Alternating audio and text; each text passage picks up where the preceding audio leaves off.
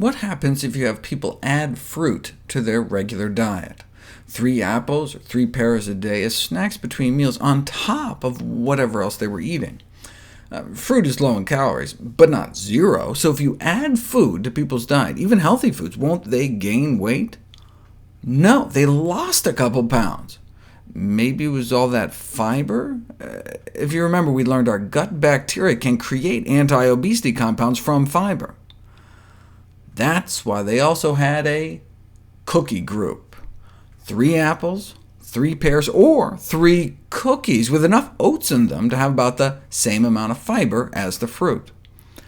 Despite the fiber, adding cookies to one's diet does not lead to weight loss. They think the weight-reducing secret of fruit is its low energy density, meaning you get a lot of food for just a few calories, so it fills you up. Energy density is a relatively new concept that has been identified as an important factor in body weight control in both adults and in children and adolescents. Energy density is defined as the amount of calories per unit weight of a food or beverage. Water, for example, provides a significant amount of weight without adding calories. Fiber, too. Thus, foods high in fiber and water are generally lower in energy density.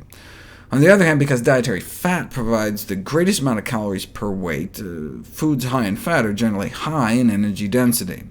The CDC offers some examples of high-energy density foods are like bacon, lots of calories in a small package.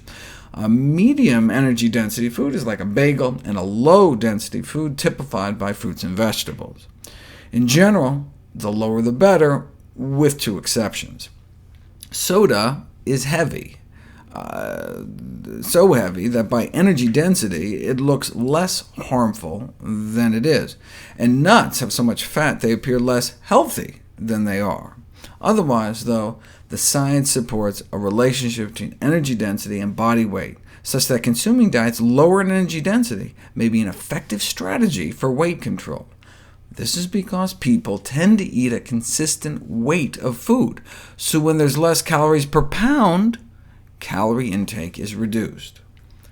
A small drop in energy density can lead to a small drop in weight, and the greater the decrease in energy density, the greater the weight loss. Energy density can be reduced in a variety of ways, such as the addition of fruits and vegetables to recipes, or by lowering the fat or sugar content. And indeed, that's how we evolved, eating predominantly low-energy density foods, such as fruits, vegetables, plants, and tubers, starch-filled roots like sweet potatoes. The first study to emphasize how fruits and vegetables could affect energy density and food intake was conducted more than 30 years ago.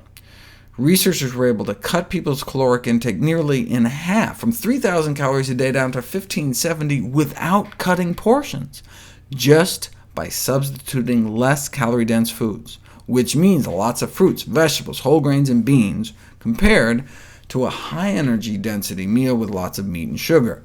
Nearly half the calories, but they enjoyed the meals just as much. They tried this in Hawaii, putting people on a traditional Hawaiian diet with all the plant foods they could eat. Lost an average of 17 pounds in just 21 days, resulting in better cholesterol, triglycerides, blood sugars, and blood pressure. Caloric intake dropped 40%, but not by eating less food. In fact, they lost 17 pounds in 21 days eating more food, 4 pounds of food. But because plants tend to be so calorically dilute, one can stuff oneself without getting the same kind of weight gain. And the energy density of foods is of interest for weight management, not only because it allows people to eat satisfying portions while limiting calories, but also because reductions in energy density are associated with improved dietary quality. For example, lower energy-dense diets associated with lower risk of pancreatic cancer. Lower energy density foods tend to be healthier foods, so we get the best of both worlds.